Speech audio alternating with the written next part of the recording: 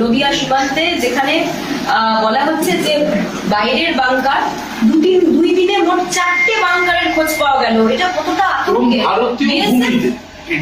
ভূমিতে এরকম 4খানা বাংকার রয়েছে বলে মনে করছে সীমান্তে 4টি বাংকার এবং তার মধ্যে নিষিদ্ধ ফেন্সিডিল পাওয়া গিয়েছে।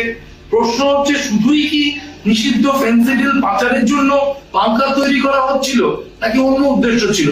বিএসএফ কৃষ্ণগঞ্জ থানার পুলিশকে সঙ্গে নিয়ে গিয়ে তারা এই বাংকার আজকে উদ্ধার করেছে, যা ভারতীয় ভূখণ্ডে তৈরি করা হয়েছে এবং সেখানে ফেন্সিডিল রাখা।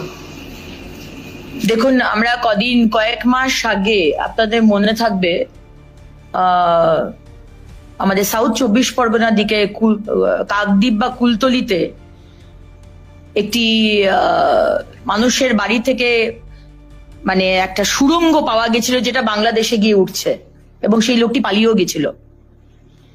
তো আজকে বাংকার দেখা যাচ্ছে। ভাবা যায় যেখানে যুদ্ধ চলে সেখানে বাংকার থাকে। আর আপনি বলতে চান যে মমতা ব্যানার্জির পুলিশ এটা জানে না? নদিয়াতে যেখানে হয়েছে সেখানকার লোকাল থানা, local police, local OC, SP, এই যে বিরাট বিরাট সব ব্যাচ পরে সব বড় বড় পুলিশ অফিসাররা রয়েছে, তারা কিছু জানে না? হতে পারে।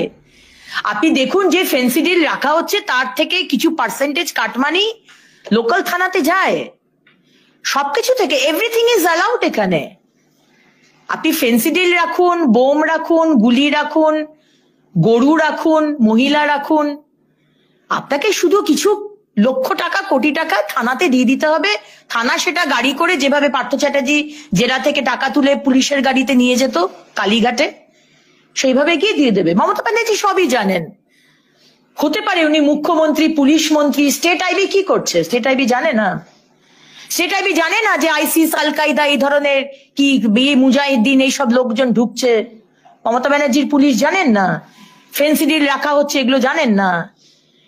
উনি সবই জানেন। ওনার কাজ হচ্ছে যেটা দেশকে রক্ষা করছে, যেসব ইনস্টিটিউশন, সিবিআই বলুন, ইডি বলুন, র বলুন, বিএসএফ বলুন, তাদেরকে আক্রমণ করা, অপদস্থ করা।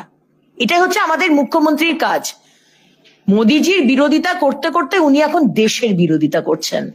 পশ্চিমবঙ্গের মানুষের শুধু জীবন শুধু সুরক্ষা নেই তা নয়, সারা ভারতবর্ষের মানুষ আজকে দেখে নিচ্ছে সাইফ আলী খানকে মারা হচ্ছে, সেই লোকটাও এসছে পশ্চিমবঙ্গ দিয়ে, বাংলাদেশ থেকে।